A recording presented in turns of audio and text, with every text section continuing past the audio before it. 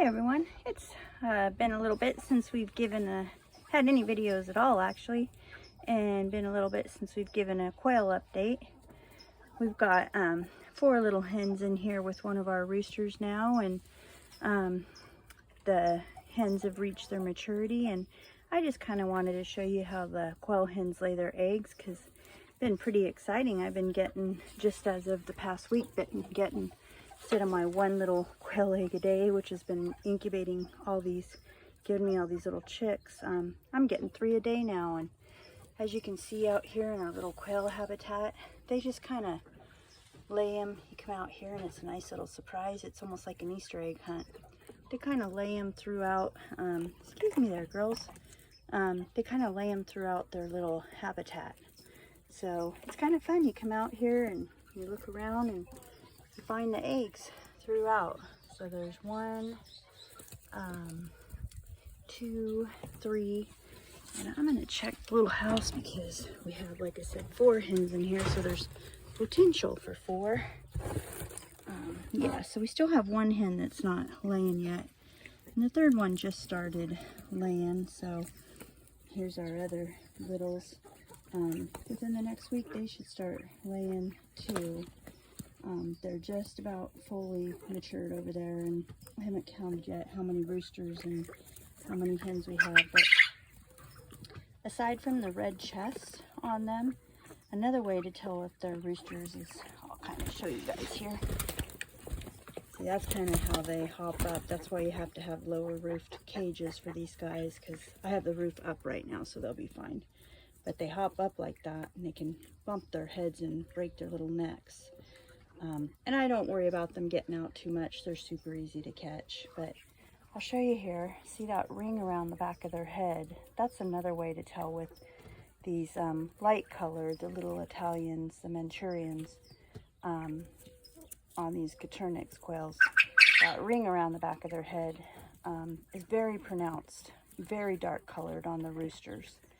And so, although I got all hens out of my last batch, it looks like, I'll have to confirm by looking at their chest, but it looks like I may have several roosters out of this batch. So we'll be, now that we have so many quail, we'll be separating them out as growers.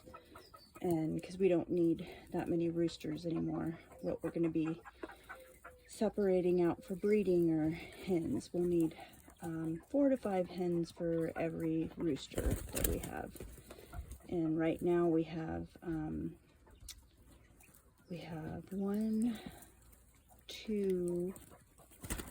2 roosters. Let me see here. Yeah, so at this time we want to make sure we have enough hens for roosters before we start keeping more roosters for breeding. So any roosters we get at this point we'll be separating out as growers. And then once we have enough hens, we'll start keeping roosters for breeders again.